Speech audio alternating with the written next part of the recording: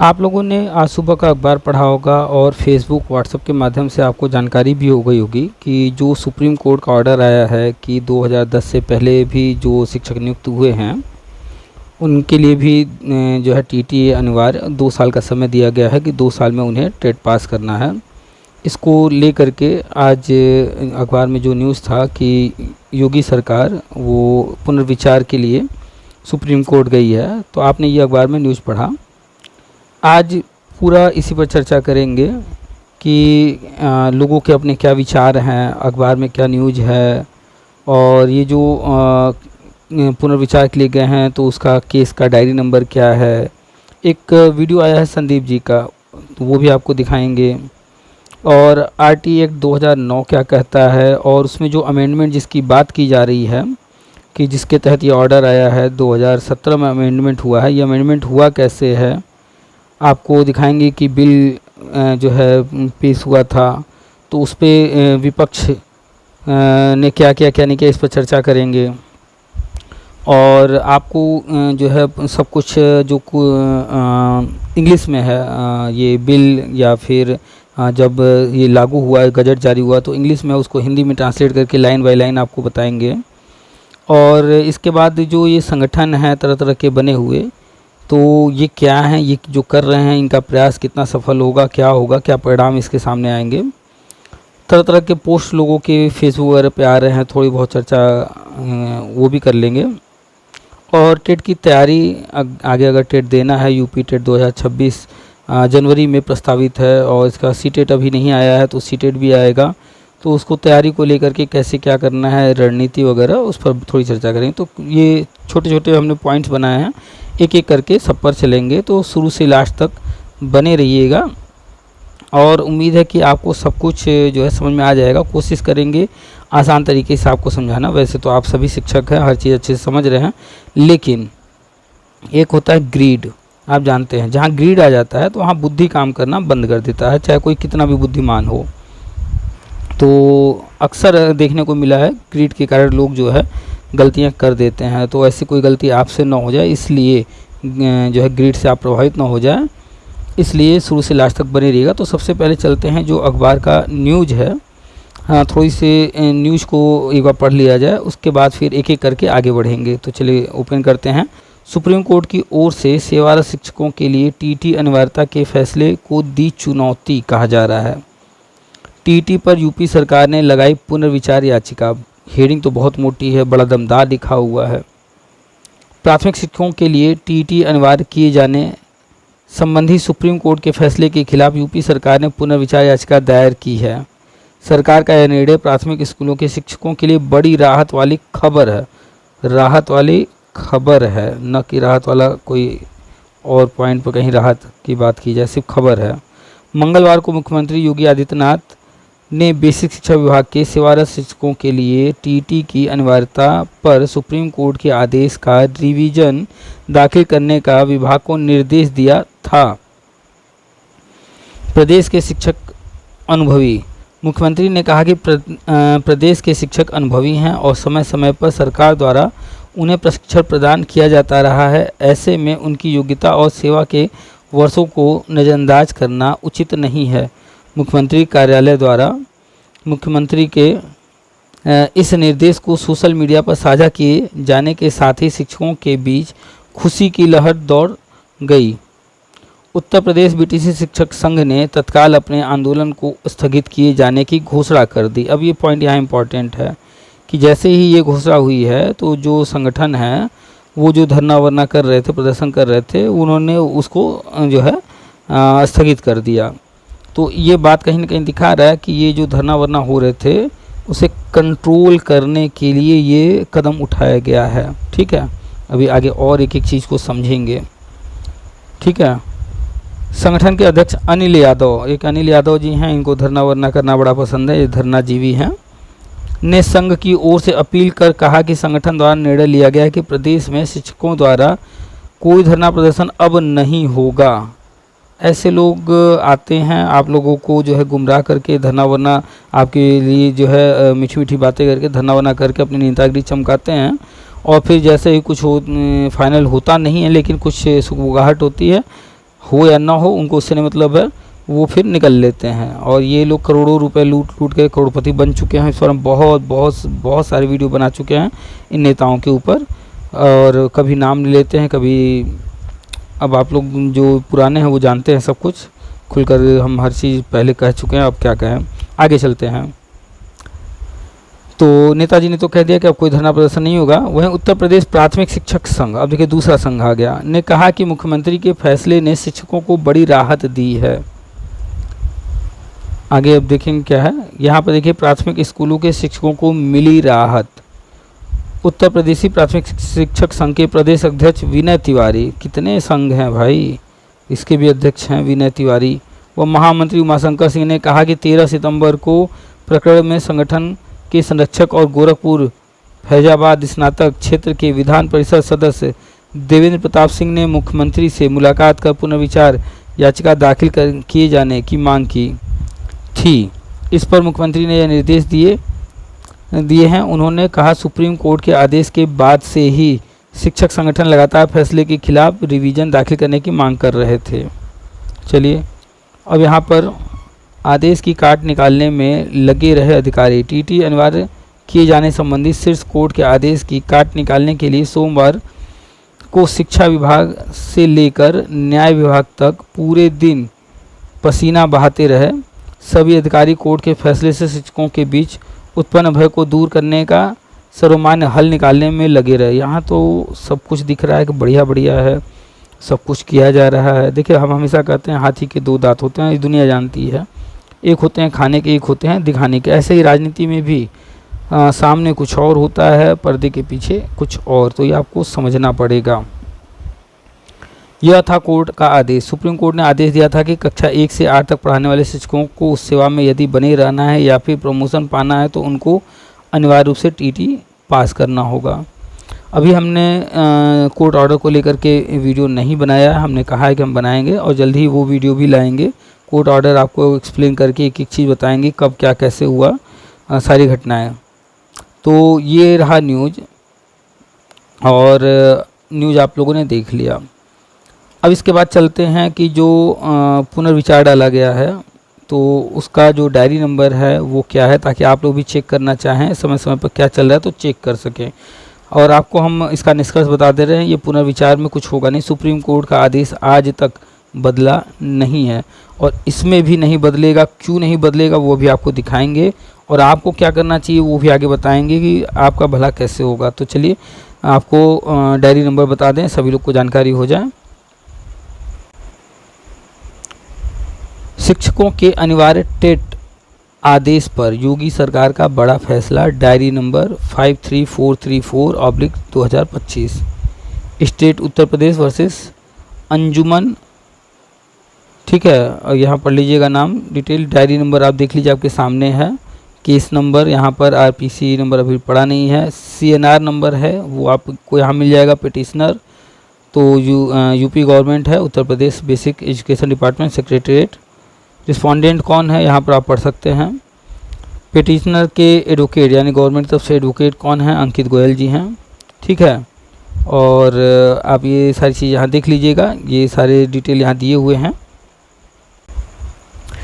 आपके सामने इस वक्त एक फेसबुक पोस्ट है जिसमें लिखा हुआ है शिक्षक 20 साल से नौकरी के बाद टेट क्या नेट एग्ज़ाम भी क्लियर कर देगा अगर, यहाँ अगर लगा हुआ है। कलेक्टर 20 साल बाद यूपीएससी एग्ज़ाम, डॉक्टर 20 साल बाद नीट एग्ज़ाम, तहसीलदार 20 साल बाद यूपीपीएससी एग्ज़ाम, पुलिस 20 साल बाद अपना फिटनेस और एग्ज़ाम क्लियर करके दिखा दे आम शिक्षक, नीचे लिखा हुआ है। चलिए इस पर थोड़ी चर्चा करेंगे हम। देखिए न पॉजिटिव न नेगेटिव बात करते हैं हम, प्रैक्टिकल बातें करते हैं। तो शिक्षक की बाद में बात करेंगे, पहले देखें यहाँ पर क्या लिखा है। कलेक्टर 20 साल बाद यूपीएससी एग्ज़ाम। देखिए कलेक्टर जब कोई बनता है तो वो यूपीएससी एग्ज़ाम पास करके आता है, यहाँ पर नोटिस कीजिएगा, वो एग्ज़ाम पास करके आता है। डॉक्टर जो है वो नीट का एग्ज़ाम पास करके उसके बाद आगे तैयारी करके तब उसके बाद आगे सारे प्रोसेस, यानी वो समय समय पर एग्ज़ाम दे करके आता है। तहसीलदार भी जो है एग्ज़ाम पास करके आता है यूपीपीएससी। पुलिस भर्ती भी आप जानते हैं कि टेस्ट होने के बाद फिजिकल होता है, दौड़ होता है जो भी, और एग्ज़ाम वगैरह होते हैं वो पास करके आता है। अब आ जाते हैं ऊपर वाले पॉइंट पर, जो सबसे ऊपर लिखा है कि शिक्षक 20 साल नौकरी के बाद टेट का नेट एग्ज़ाम भी क्लियर कर देगा। ठीक, कर देगा वो अलग बात है। अब ये कह कौन रहा है, इन चर्चा करेंगे कि ये हैं कौन लोग और इन्होंने कौन सा एग्ज़ाम पास किया है। तो आपको पता होगा कि ये जो ऑर्डर आया है उसमें कहा गया है कि जिनकी सेवा में 5 साल मात्र रह गए हैं या 5 साल से कम, उनको तो राहत है। और 2010 के बाद ये है 2011 से टेट एग्ज़ाम हो रहे हैं और उसके बाद जो भी भर्तियाँ हुई हैं टेट से हुई हैं। तो अगर आप गौर से ध्यान से देखेंगे तो इसके दायरे में जो सुप्रीम कोर्ट का ऑर्डर आया है इसमें लगभग 2001 से 2000 से 2010 तक के बीच वाले के लोग जो नियुक्ति पाए हैं वही लोग आ रहे हैं, ज़्यादातर मैक्सिमम वही है। इन लोगों ने कौन सा एग्ज़ाम पास किया है? कोई भी एग्ज़ाम नहीं। क्या उस वक्त सुपर टेट होता था? नहीं। भर्ती कैसे होती थी? मेरिट बेस पर। क्या उस वक्त टेट था? नहीं। क्या ये कोई टीजीटी पीएचडी जैसा कोई एग्ज़ाम पास करके नियुक्त हुए थे? नहीं। आपने कह तो दिया, बड़ा जल्दी लिख दिया यहाँ पर कि कलेक्टर ये एग्ज़ाम पास करे वो करे। आप किसी एग्ज़ाम के थ्रू नहीं आए थे। आप में से लगभग 90% से ज़्यादा लोग एक लेटर भी नहीं लिख पाएंगे इंग्लिश में। आप में से ज़्यादातर लोग टेट एग्ज़ाम नहीं पास कर पाएंगे, आज भी नहीं और पहले भी नहीं। किताब दे दिया जाए इंग्लिश में पढ़ने को, नहीं पढ़ पाएंगे। मैथ्स के सवाल दे दिया जाए, नहीं लगा पाएंगे।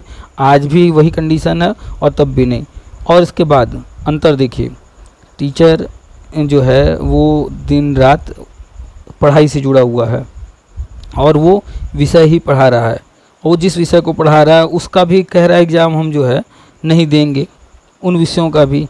और जो एग्ज़ाम पास करके वो अपनी जॉब कर रहा है, कलेक्टर जब जो है एग्ज़ाम पास कर लेता है, वो जो है जब अपनी ड्यूटी पर जाता है तो वहाँ वो किताबों के साथ नहीं होता, स्कूल में नहीं होता, वो अपनी ड्यूटी कर रहा होता, वो अपने कार्यों का निर्वहन कर रहा होता है। और आप स्कूल में रह कर के वही विषय पढ़ा रहे हैं, उसी का एग्ज़ाम देना है।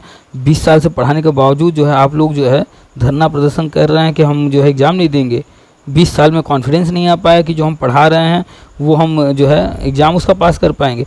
लिख देने मात्र से नहीं होता कि हम पास कर लेंगे, पास करके दिखाना होगा। चलिए ये तो हो गया, हमारी बातें कड़वी लगेंगी, कोई बात नहीं, हम प्रैक्टिकल बातें करते हैं। तो आपको हमने न्यूज़ दिखा दिया, आपको हमने पोस्ट 1 दिखा दिया, आपको हमने डायरी नंबर वगैरह दिखा दिया। अब हम चलेंगे वो बिल जो कि जिस के कारण ये जजमेंट आया है, वो कानून, वो संशोधन जो 2017 में हुआ है उस पर चर्चा करेंगे। आपको ले चलते हैं उस पर। आपके सामने इस वक्त गूगल है और गूगल में हमने लिखा है आरटी अमेंडमेंट एक्ट 2017 PDF। हमने ये लिख करके सर्च कर दिया। जैसे हमने सर्च किया है तो एक PRS इंडिया करके आपको साइट सामने दिख रहा होगा इस वक्त, और यहाँ नीचे भी 2 दिख रहे हैं। इन दोनों को आप जो है जब ये लिख कर सर्च करेंगे तो ये दोनों जब आएंगे तो इनको ओपन करके पढ़िएगा। हम बारी बारी दोनों दिखा रहे हैं आपको। हम पहले नीचे वाले पर क्लिक करते हैं। ये क्या है कि कोई भी कानून बनने से पहले बिल पास होता है, तो यहाँ पर वो बिल आपको मिल जाएगा। ये देखिए, हमने जैसे ही क्लिक किया है आपके सामने वो बिल आ चुका है। बिल नंबर 75 ऑफ 2017, 2017 में बिल ये प्रस्तुत किया गया था और जो है संसद में, और 75वें नंबर पर था। और इस बिल में कुल 5 पेज हैं और आपके सामने पहला पेज है, और ये रहा दूसरा, और ये रहा तीसरा पेज, और ये चौथा पेज, और ये पाँचवा पेज। तो ये पूरा जो है आपको हमने दिखा दिया। अभी आपको इसका हिंदी ट्रांसलेशन दिखाएंगे, ठीक है, और ChatGPT से उसका ट्रांसलेट करके जो हिंदी में मतलब है वो आपको समझाएंगे। और एक और, ये जब बिल प्रस्तुत हुआ तो बिल पास होने के बाद जब गजट जारी हुआ तो आप आ जाइए, ऊपर वाला दिख रहा है ये, इस पर क्लिक कीजिए। इस पर जैसे ही आप क्लिक करेंगे तो आपके सामने ये पेज ओपन होकर के आएगा, और ये 2 पेज का है भारत का राजपत्र, और इसमें देखिए वो जो है कानून जो बना वो यहाँ पर है। इसको भी आपको हिंदी में ट्रांसलेट करके दिखाएंगे। चलिए चलते हैं, ट्रांसलेट करते हैं और देखते हैं कि ये बिल क्या था, क्यों आया बिल, किन कारणों से आया, इस बिल में क्या है, और गजट जब प्रस्तुत हुआ तो गजट में क्या क्या है। चलिए चलते हैं, हम लोग ट्रांसलेट करके देखते हैं। हमने चैट जीपीटी को पूरा मैटर दे दिया था ट्रांसलेट करने को, और उससे कहा था कि पहले इंग्लिश को रखना और फिर हिंदी में, ताकि इंग्लिश और हिंदी दोनों साथ में रहे, तो आपको जो है ये कंफर्म रहे कि नहीं वही ट्रांसलेट किया जा रहा है। और अब आपके स्क्रीन के सामने वो ट्रांसलेट है। अंग्रेजी पाठ और हिंदी अनुवाद बिंदुवार पैरा दर पैरा, ठीक है। यहाँ पर इंग्लिश में है और नीचे हिंदी में हम लोग पढ़ते हैं। बच्चों को निःशुल्क और अनिवार्य शिक्षा का अधिकार संशोधन विधेयक 2017। यह विधेयक बच्चों को निःशुल्क और अनिवार्य शिक्षा अधिनियम 2009 में और संशोधन करने के लिए है। जो 2009 आरटी एक्ट है उसमें संशोधन करने के लिए है। भारत के गणराज्य के 68वें वर्ष में संसद द्वारा इस प्रकार अधिनियमित किया जाता है। पहला, इस अधिनियम को बच्चों को निःशुल्क और अनिवार्य शिक्षा का अधिकार संशोधन अधिनियम 2017 कहा जाएगा। ध्यान दीजिए, इस अधिनियम को बच्चों को निःशुल्क और अनिवार्य शिक्षा अधिकार ब्रैकेट में संशोधन अधिनियम 2017 कहा जाएगा। इसे 1 अप्रैल 2015 से प्रभावी माना जाएगा। ऐसा माना जाएगा कि ये 1 अप्रैल 2015 को ही आ गया था।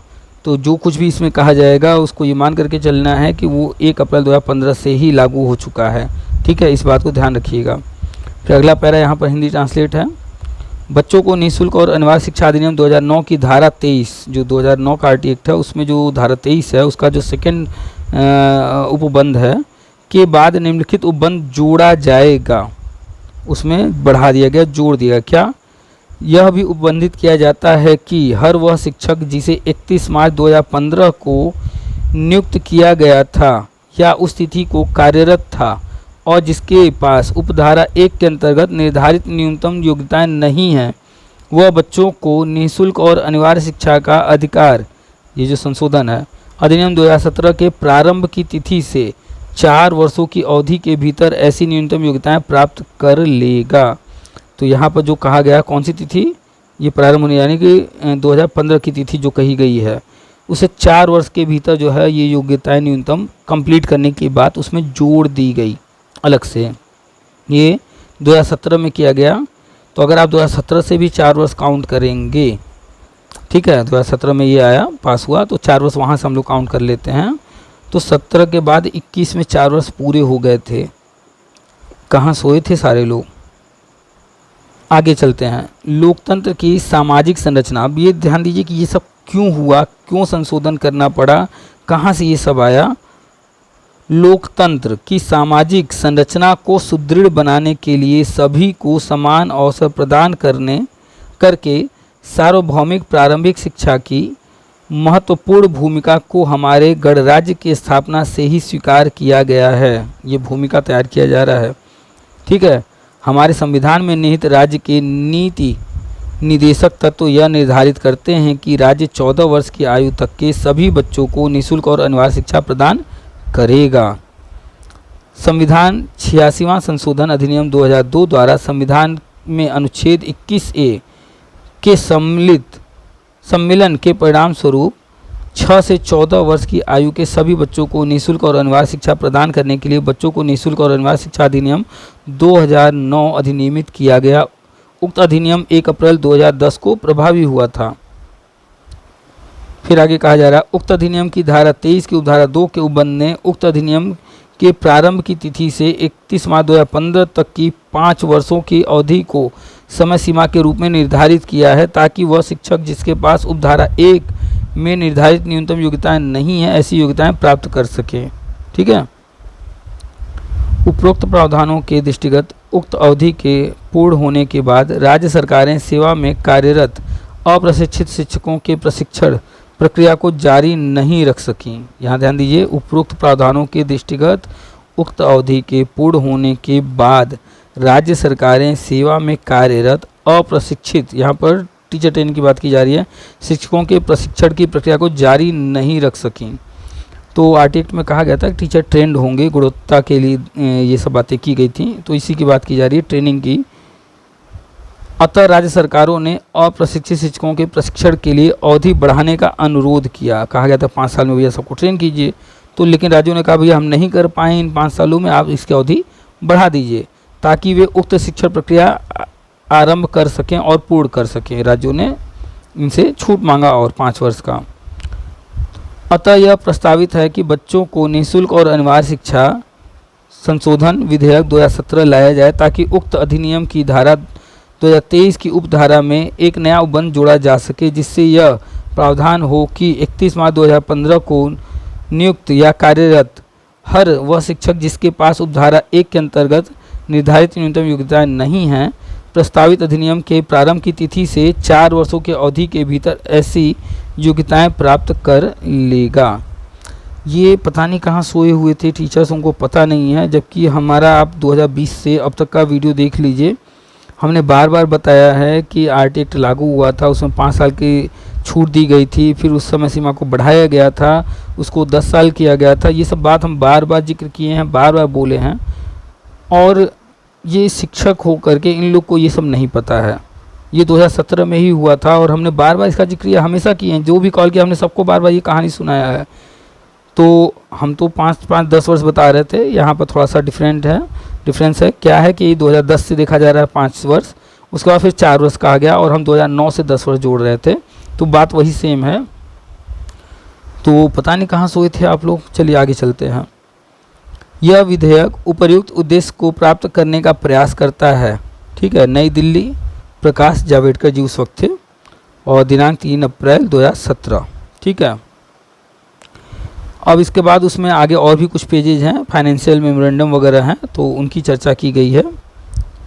तो विधेयक की धारा 2 बच्चों को निःशुल्क और अनिवार्य शिक्षा अधिनियम 2009 की धारा 23 की उपधारा 2 में एक नया उपबंध जोड़ने का प्रावधान करती है, ताकि यह व्यवस्था हो कि 31 मार्च 2015 को नियुक्त या कार्यरत हर वह शिक्षक जिसके पास उक्त धारा की उपधारा 1 के अंतर्गत निर्धारित न्यूनतम योग्यताएं नहीं हैं, प्रस्तावित अधिनियम के प्रारंभ की तिथि से 4 वर्षों की अवधि के भीतर ऐसी योग्यताएं प्राप्त कर लेगा। अप्रशिक्षित शिक्षकों के प्रशिक्षण से संबंधित व्यय सर्व शिक्षा अभियान कार्यक्रम के तहत स्वीकृत आवंटन से वहन किया जाएगा। यह राशि केंद्रीय सरकार और राज्य सरकारों के बीच इस अनुपात में साझा की जाएगी। सामान्य राज्यों के लिए 60-40, पूर्वोत्तर राज्यों हिमाचल और उत्तराखंड के लिए 90-10 और केंद्र शासित प्रदेशों के लिए 100%। यहाँ पर अनुपात में किया गया। जो सामान्य राज्य हैं तो उसमें 60% केंद्र और 40% राज्य हो गया, और कुछ राज्यों के लिए पूर्वोत्तर जैसे हुआ, हिमाचल हुआ, पर्वतीय जो हैं उत्तराखंड वगैरह, इनमें 90% केंद्र सरकार, 10% राज्य सरकार, और जो केंद्र शासित प्रदेश हैं वहाँ पर 100% केंद्र सरकार ही। जैसा कि सर्व शिक्षा अभियान कार्यक्रम की साझेदारी व्यवस्था के अंतर्गत है। अनुमान है कि 453.62 करोड़ का एक मुश्त नॉन रिकरिंग व्यय होगा, जिसे अप्रशिक्षित शिक्षकों के प्रशिक्षण को 31 मार्च 2019 तक पूर्ण करने हेतु आगामी वर्षों में वहन किया जाएगा। यह राशि सर्व शिक्षा अभियान के स्वीकृत बजट आवंटन से पूरी की जाएगी। यहाँ पर आपको हम बता दें कि ये जो बात हो रही है, ये बात हो रही है ट्रेनिंग की, टीचर ट्रेनिंग की, और आप लोग जानते हैं 15 लाख लोगों को टीचर ट्रेनिंग कराया गया इसी अवधि के दौरान, जिसकी चर्चा की गई, और हम इसका भी जिक्र बार बार किए हैं कि ये NIOS DLED ये वही ट्रेनिंग है जो अनट्रेन टीचर्स को ट्रेन करने के लिए केंद्र सरकार ने RT एक्ट के जो मानक है उनको पूरा करने के लिए कि 10 वर्ष के अंदर सबको ट्रेन कर देना है, उसको पूरा करने के लिए चलाया था। चलिए अब आगे चलते हैं। इस विधेयक में किसी अन्य आवर्ती या एक मुश्त व्यय का प्रावधान नहीं है। फिर आगे है बच्चों को निःशुल्क और अनिवार्य शिक्षा अधिनियम 2009 अधिनियम संख्या, यहाँ पढ़ लीजिएगा 2009 से उद्धरण। जहाँ किसी राज्य में शिक्षक शिक्षा में पाठ्यक्रम या प्रशिक्षण प्रदान करने वाले पर्याप्त संसाधन उपलब्ध नहीं है, या उपधारा 1 के अंतर्गत निर्धारित न्यूनतम योग्यताओं वाले शिक्षक पर्याप्त संख्या में उपलब्ध नहीं है, वहाँ केंद्रीय सरकार यदि वह आवश्यक समझे अधिसूचना द्वारा शिक्षक के रूप में नियुक्त के लिए आवश्यक न्यूनतम योग्यताओं को 5 वर्षों से अधिक न होने वाली ऐसी अवधि के लिए, जिसे उस अधिसूचना में निर्दिष्ट किया जाएगा, शिथिल कर सकती है, बशर्ते कि इस अधिनियम के प्रारंभ पर वह शिक्षक जिसके पास उपधारा 1 के अंतर्गत निर्धारित न्यूनतम योग्यताएं नहीं हैं 5 वर्षों की अवधि के भीतर ऐसी न्यूनतम योग्यताएं प्राप्त कर लेगा। इस पॉइंट को समझना जरूरी है। इसमें शिथिल करने की भी बात की गई, लेकिन विशेष कंडीशन में जो है कहा गया है। तो इसको आप अच्छे से एक बार फिर से न हो तो शुरू से अंत तक पढ़ लीजिए, देख लीजिए, आपके सामने है स्क्रीन पर, आप पीछे जा कर के फिर से सुन लीजिए, समझ लीजिए। ये तो था बिल कि ये बिल क्यों लाया गया, इसके पीछे आधार क्या है, ये सब क्यों किया जा रहा है। और हम हमेशा चर्चा किए हैं, हमेशा बताए हैं कि जो आरटीए एक्ट के दायरे को बढ़ाया गया, समय सीमा छूट को बढ़ाया गया। हम बार बार बताएं कि एनआईटी डिलेड क्यों कराया गया और आप लोग ध्यान नहीं दिए, तो वो आपकी कमी है। अब चलते हैं कि 2017 का जो गजट है उस गजट में क्या लिखा है। ठीक है, चलिए हमने आपके सामने गजट का जो इंग्लिश और हिंदी ट्रांसलेट है वो रखा है। बच्चों को निःशुल्क और अनिवार्य शिक्षा का अधिकार संशोधन अधिनियम 2017 संख्या 24 वर्ष 2017 9 अगस्त 2017। बच्चों को निःशुल्क और अनिवार्य शिक्षा अधिनियम 2009 में और संशोधन करने के लिए एक अधिनियम। ठीक है, अब आगे। भारत के गणराज्य के 68वें वर्ष में संसद द्वारा इस प्रकार अधिनियमित किया जाता है।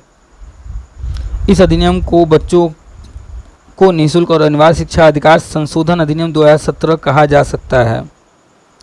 इसे 1 अप्रैल 2015 से प्रभावी माना जाएगा। बच्चों को निःशुल्क और अनिवार्य शिक्षा अधिनियम 2009 की धारा 23 की उपधारा 2 में उपबंध के बाद निम्नलिखित उपबंध जोड़ा जाएगा, अर्थात जोड़ा गया उपबंध यहाँ पर हिंदी में है। यह भी उपबंधित किया जाता है कि हर वह शिक्षक जिसे 31 मार्च 2015 को नियुक्त किया गया था या उस स्थिति को कार्यरत था और जिसके पास उपधारा 1 के तहत निर्धारित न्यूनतम योग्यताएं नहीं हैं, वह बच्चों को निःशुल्क और अनिवार्य शिक्षा अधिकार संशोधन अधिनियम 2017 के प्रारंभ की तिथि से 4 वर्षों की अवधि के भीतर ऐसी न्यूनतम योग्यताएं प्राप्त कर लेगा। ठीक है, तो ये ध्यान रखिएगा, कोई अगर इस दायरे में आ रहा है और टीचर ट्रेनिंग नहीं किया है तो वो टेट कैसे पास करेगा। 2 साल में उसको ट्रेनिंग भी कंप्लीट करनी है और अभी बात तो टेट पर ही चल रही है। क्या कोई ऐसा है जो ट्रेंड नहीं है? अगर वो इस दायरे में है तो उसके लिए तो और जो है बैड न्यूज़ है। वैसे उम्र हो गई होगी, वो काफ़ी पुराने लोग होंगे, नहीं तो 2000 से तो बीएड वालों को ही लिया जा रहा था। तो ऐसे जो लोग जो ट्रेंड नहीं होंगे तो उनको तो रिटायरमेंट मिल ही जाएगा। जिनका 5 साल या कम बचा उनको भी रिटायरमेंट, उनको छूट दिया गया है, और जो लोग नहीं कर पाएंगे उनको रिटायरमेंट तो दिया ही जाएगा। शर्तों को पूरा करना आवश्यक है, आप देख रहे हैं। अब इसके बाद ये सारी चीज़ें ख़त्म हो गई हैं। आपको हमने गजट दिखा दिया, आपको हमने बिल पढ़ करके बता दिया, आपको हमने डायरी नंबर दिखा दिया। अब चर्चा करते हैं कि जब बिल प्रस्तुत करके संसद द्वारा ये कानून बनाया गया, ये पास किया गया और राष्ट्रपति का इस पर सिग्नेचर हो गया, उसके बाद ये गजट जारी हो गया, ये कानून बन गया, तो इस कानून के अनुसार ही चलना था। तो ये कानून आधार बना हर राज्य में विवाद का। इसको जाने बिना ही लोग कोर्ट कचहरी कर रहे थे। अब बताइए, हम तो आम व्यक्ति, हमें इन सब की जानकारी हम बार बार जो है चर्चा करते रहे हैं, सब कुछ बताते रहे हैं, और आप टीचर होकर के कह रहे हैं हमको पता नहीं था, तब तो फिर आप इसका मतलब है कि टीचर लायक नहीं है। खैर, तो अब ये कानून बन चुका है। आप चाहे सर पटक डालिए, कोई पुनर्विचार में चला जाए, कुछ भी कर ले कोई, अब ये बदलने वाला नहीं है। विशेष परिस्थिति में छूट की बात की गई है, तो वो विशेष परिस्थिति हमें नहीं लगता कि गवर्नमेंट जो है सबके लिए ला देगी। जो उसमें कंडीशन दिए गए विशेष परिस्थिति में, उन्हीं कंडीशनों पर विचार किया जाएगा। तो सुप्रीम कोर्ट का ऑर्डर आज तक बदला नहीं है, एक पॉइंट ये। दूसरा, ये संसद से पास हुआ कानून है, तो इसको अगर कोई विरोध कर रहा है, अगर विपक्षी बात करें या कोई भी, तो मूर्खता है। उस वक्त कहाँ सोए थे जब ये पास हो रहा था, आप उसी संसद में थे। तीसरा, ये गजट जारी हो चुका है और कानून बन चुका है। इसी नियम का, इसी कानून का पालन करा रही है सुप्रीम कोर्ट, और कोर्ट का काम होता है नियम बनाना नहीं, नियमों का पालन कराना। अगर पालन नहीं हो रहा है तो फिर ऑर्डर दे करके पालन कराना। और सुप्रीम कोर्ट का आदेश आ चुका है, सुप्रीम कोर्ट का आदेश बदलने वाला नहीं है। तो इसलिए आप लोग इन सारी चीज़ों को छोड़ करके, और देखना तरह तरह के संगठन है, ये संगठन सिर्फ पैसा लूटने के लिए और धरना प्रदर्शन करके नेतागिरी करने के लिए मात्र बने हुए हैं। इन संगठनों का कोई भी लाभ नहीं मिलेगा, देख लीजिएगा। सारे संगठन ऐसे ही बैठे धरे रह जाएंगे। इसलिए इन संगठनों की बातों को छोड़ करके आप सिर्फ और सिर्फ टेट की तैयारी शुरू कीजिए। यूपी टेट प्रस्तावित है और जनवरी में कहा जा रहा है होगा। सी टेट अभी आया नहीं है इस बार, जुलाई का, आगे आएगा। तो आप पढ़ाई जारी रखिए और अपनी तैयारी में लग जाइए। फेसबुक पर कौन कहाँ क्या लिख रहा है, कौन कहाँ क्या कह रहा है, कौन सा नेता क्या कह रहा है, वो सब छोड़ दीजिए, वो बातें ख़त्म कीजिए और पढ़ाई में लग जाइए। और आप जो है 5 सब्जेक्ट पढ़ना है, 5 सब्जेक्ट पढ़ करके पास कर लीजिए, चाहे वो प्राइमरी वाले हों चाहे जूनियर वाले।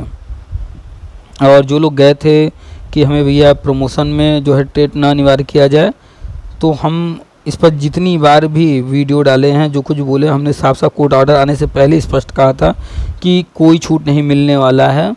और हुआ क्या है, गए थे प्रमोशन में छूट मांगने, अब तो नौकरी भी खतरे में आ गई है। बिना पूरा सब कुछ मैटर जाने हुए, बिना नियमों को जाने हुए, मूर्खों की तरह कौवा कान लेकर भाग गया, बस कोई कह दिया तो आप भागने लगे, तो आप जो है टीचर तो नहीं हो, मेरी नज़र में आप मूर्ख हो। और हम सीधा बोलते हैं, ठीक है।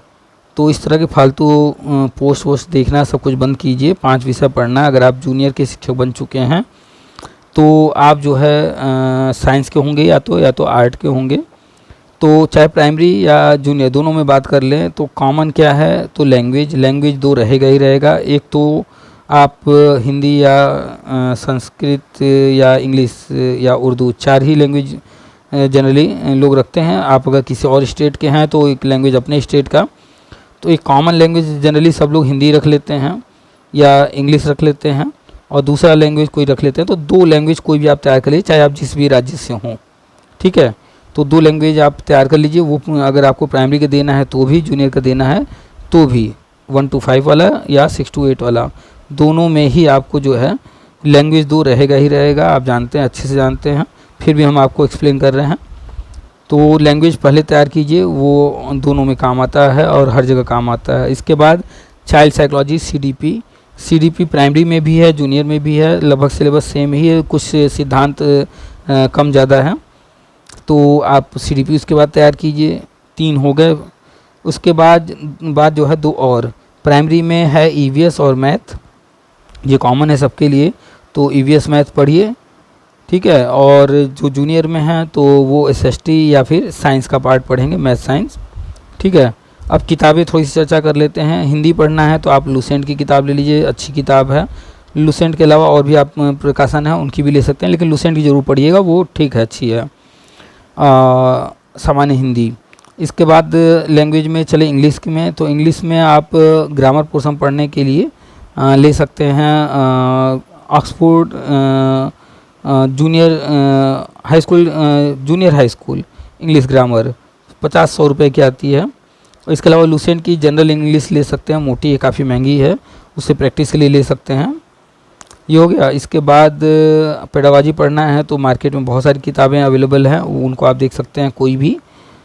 इसके अलावा आ जाए मैथ, अगर पढ़ना है तो क्लास 6 का मैथ पढ़िए, सिर्फ और सिर्फ क्लास 6 का मैथ पढ़ जाइए। RS अग्रवाल पढ़ जाइए, कक्षा 6 में चलता है, वो ले लीजिए, वो इनफ है।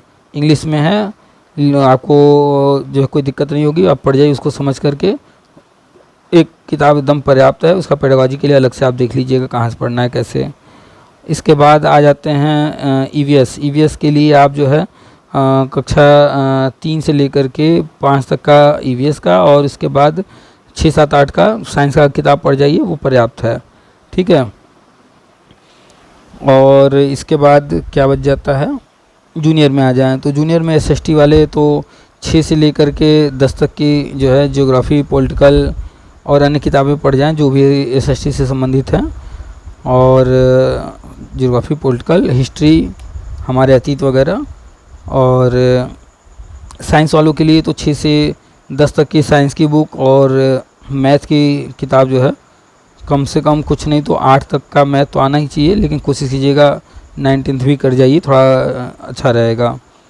तो सामान्य जो है कुछ किताबें हमने बताई हैं, कुछ आप अपने अकॉर्डिंग देख लीजिएगा। और ये बिल पास होकर के कानून बना है, इसमें कोई परिवर्तन नहीं होने वाला है।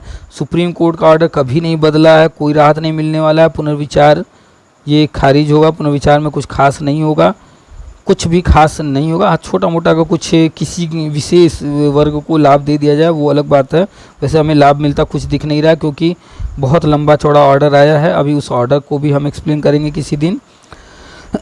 110 पेज का है, बार बार हम कह रहे हैं, चूँकि हम थोड़ा व्यस्त रह रहे हैं इसलिए कर नहीं पा रहे हैं।